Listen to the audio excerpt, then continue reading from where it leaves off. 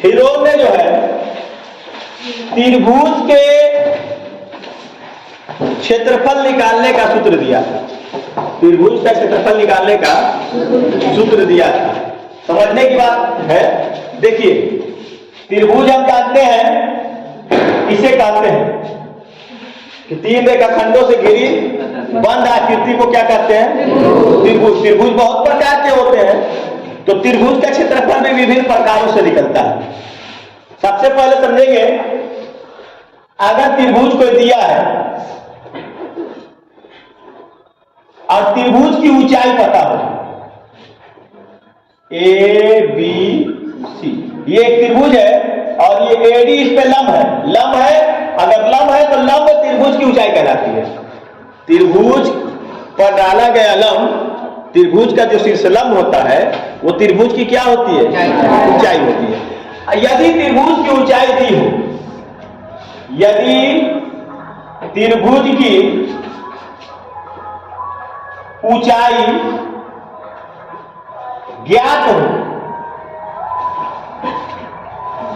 यदि त्रिभुज की ऊंचाई ज्ञात हो तो हम त्रिभुज का क्षेत्रफल का सूत्र लगाते हैं। त्रिभुज का क्षेत्रफल बराबर 1/2 आधार गुणित ऊंचाई। आधार गुणित ऊंचाई। मगर यह सूत्र कब लगता है?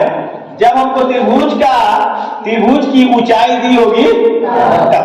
अगर त्रिभुज की ऊंचाई नहीं दी होगी तो फिर यह सूत्र नहीं लगेगा भाई। यह सूत्र तभी लगेगा जब त्रिभुज की ऊंचाई दी होगी। त्रिभुज की ऊंचाई बराबर, त्रिभुज का क्षेत्रफल बराबर होगा 1/2 आधार गुणित ऊंचाई। ठीक। अब ऊंचाई कहां कहां दी रहती है?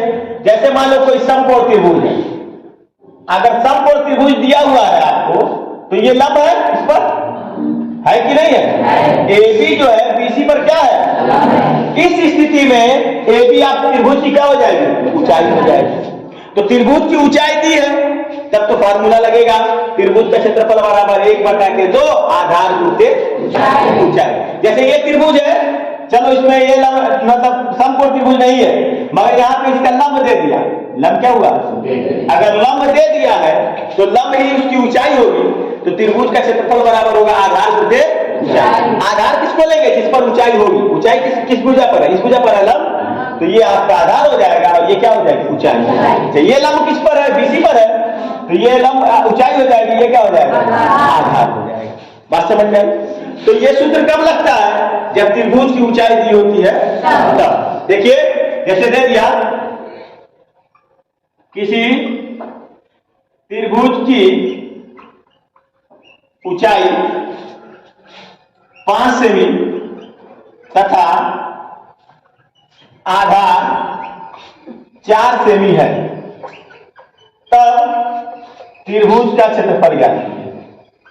क्षेत्रफल ज्ञात। तो देखिए ध्यान से, यहां पर हमको ऊंचाई दी है। जब ऊंचाई दी होगी तो त्रिभुज का क्षेत्रफल होगा, त्रिभुज का क्षेत्रफल बराबर 1/2 आधार गुणित ऊंचाई। तो त्रिभुज का क्षेत्रफल बराबर 1/2 आधार आपका कितना है? 4 सेमी और ऊंचाई कितनी है?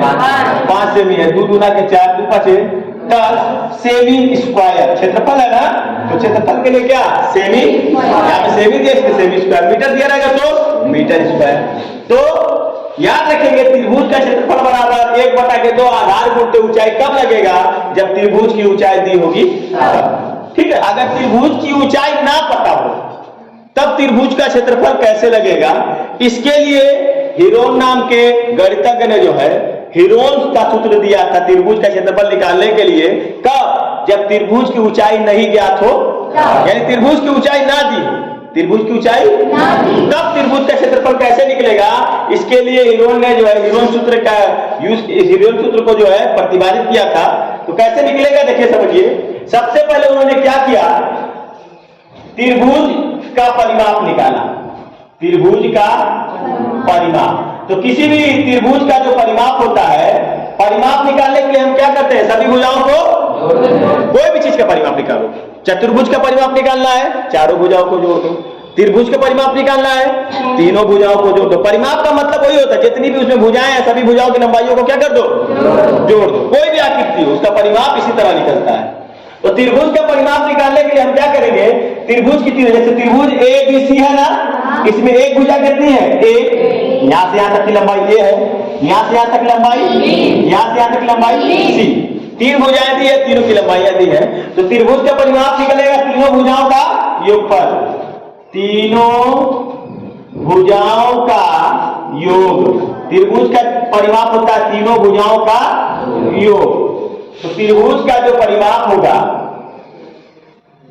त्रिभुज का परिमाप वो होगा ए प्लस बी प्लस सी, तीनों भुजाओं, पहली भुजा ए है, फिर बी है, सी है, तीनों भुजाओं को हम जोड़ दिए तो ये त्रिभुज का क्या निकल गया, परिमाप। इसके बाद 2 से भाग देके इसका आधा निकालेंगे। तो त्रिभुज का आधा परिमाप, आधा परिमाप माने परिमाप का आधा,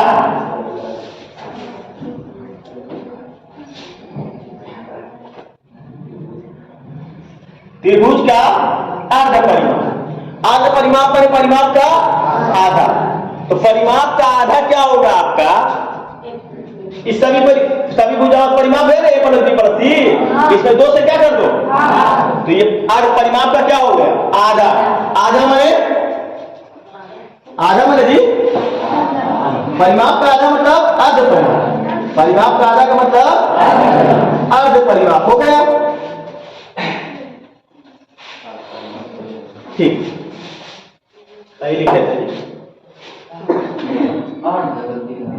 वही तो कर अर्ध परिमाप। त्रिभुज का अर्ध परिमाप बराबर होगा त्रिभुज का परिमाप का आधा। इसको प्रदर्शित उन्होंने एस से किया, एस बराबर ए प्लस बी प्लस सी, अब पूरे के बटे में ये एस क्या है, त्रिभुज का अर्ध परिमाप, परिमाप नहीं अर्ध परिमाप। उन्होंने सबसे पहले त्रिभुज की तीनों भुजाओं को जोड़कर उसका परिमाप निकाला और उसके बाद उसका आधा करके त्रिभुज का अर्ध परिमाप निकाल दिया।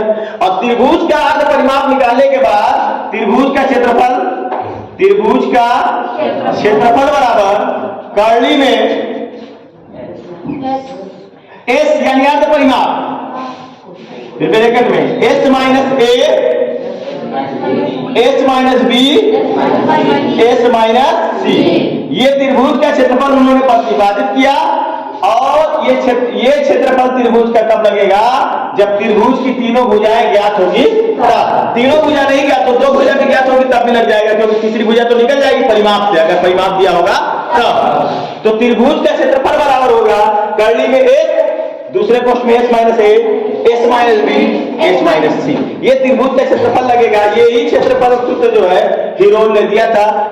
किसी त्रिभुज की भुजाएं 21 सेमी, 20 सेमी व 13 सेमी है तो त्रिभुज का क्षेत्रफल ज्ञात। तो आपको त्रिभुज का क्षेत्रफल ज्ञात करना है। त्रिभुज की भुजाएं लिख लेते हैं, ए बी सी, 21 सेमी एक भुजा है, दूसरी भुजा कितनी है आपकी 20 सेमी, और तीसरी भुजा कितनी है 13। 3 भुजाएं हैं त्रिभुज। तो हम क्या करेंगे, मान लो कि ए बराबर आपका 21 सेमी है, बी बराबर आपका 20 सेमी है, और तीसरी भुजा जो सी है कितनी है 13 सेमी। ये तो आपको मानना, किसी को मान सकते हैं, कोई दिक्कत वाली बात नहीं।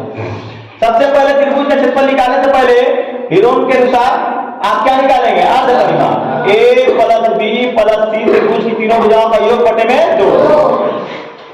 ए कितना है आपका, बी कितना है 20, सी कितना है 13, अब पूरे के बटे में 2। इसको जोड़ लेंगे तो देखिए 54 होगा, कम समझ जाता, 3 1 4, 2 4 1 5, अब बटे में 2। जब इसको कटाएंगे कितना हो जाएगा 27 सेमी। ये हो गया अर्ध परिमाप।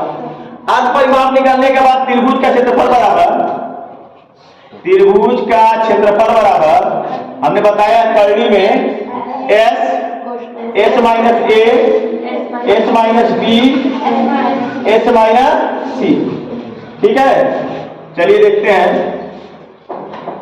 एस कितना है आपका 27, एस 27 माइनस ए 21 माना गया है। S27 B कितना है 20, S27 C कितना है 13।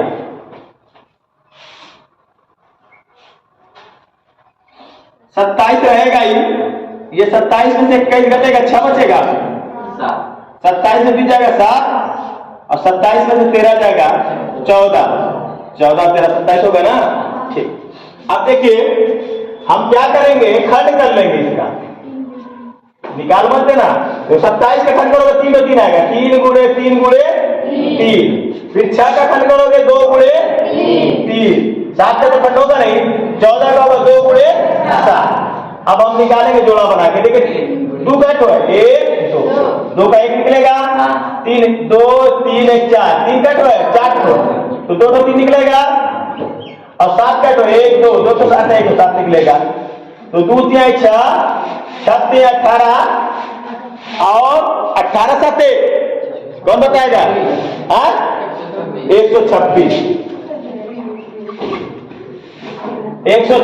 Semi square. इस तरीके से आपका त्रिभुज का क्षेत्रफल, समबाहु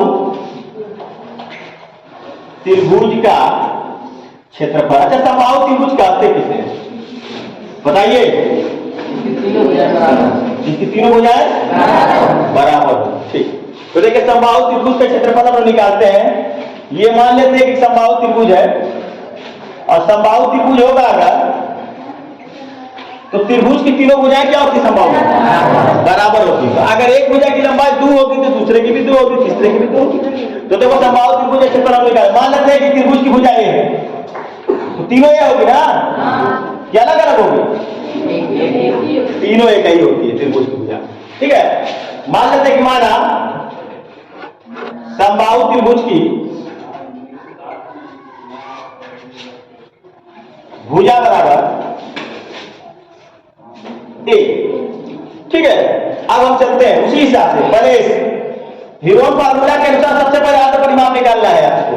तो आर्ध परिमाप बराबर होगा तीनों भुजाओं का योग बटे में 2, तो तीनों भुजाओं जोड़ोगे तो क्या होगा a प्लस a बटा में 2, तो ये हो जाएगा 3a बटा में 2। ये हो गया आर्ध परिमाप, समबाहु त्रिभुज का आर्ध परिमाप।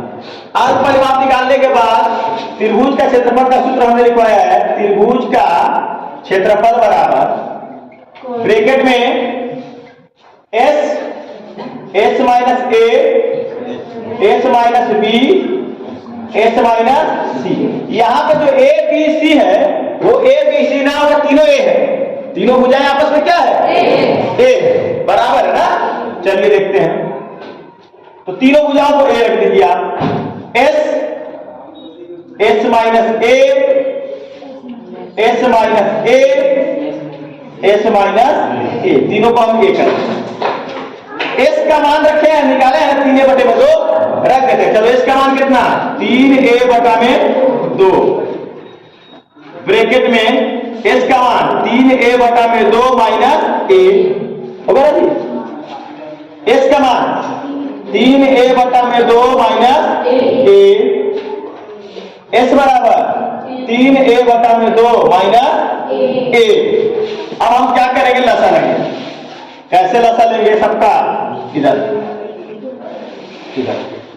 चलो 3a बटे में 2 है ना, इसको हल करते हैं, देखो क्या आएगा, ये 2 और 1 का लसा 2, 2 से 2 कट जाएगा तो कितना आएगा यहाँ पे 3a और माइनस 1 गुना के 2 क्या जाएगा 2a, सब यही आएगा 3a माइनस 2a बटा में 2, यहां पे भी यही आएगा 3a माइनस 2a बटा में 2। आएगा कि नहीं आएगा, आएगा, सब यही आएगा। अब देखिए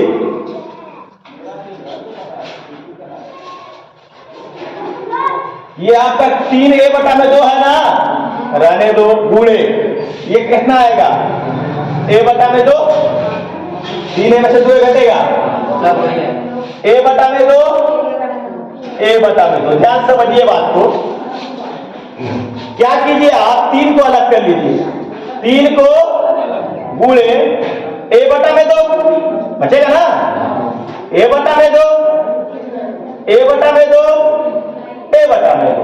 अब देखिए एक जोड़ा ये बन गया, एक जोड़ा ये बन गया, बाहर निकलेगा करनी से a बटा में 2 गुणे a बटा में, और 3 करनी से बाहर नहीं निकल पाएगा क्योंकि डबल तो है नहीं। अब इसका गुणा करोगे तो क्या हो जाएगा, a स्क्वायर बटे में 4 और करली में 3, इसको अब हम लिखेंगे करली में 3 और इसके बदले में क्या ले लेंगे 4 और a स्क्वायर, यानी क्या पता चला, करली में 3 बटा के 4 भुजा का स्क्वायर, ये होता है समबाहु त्रिभुज का क्षेत्रफल।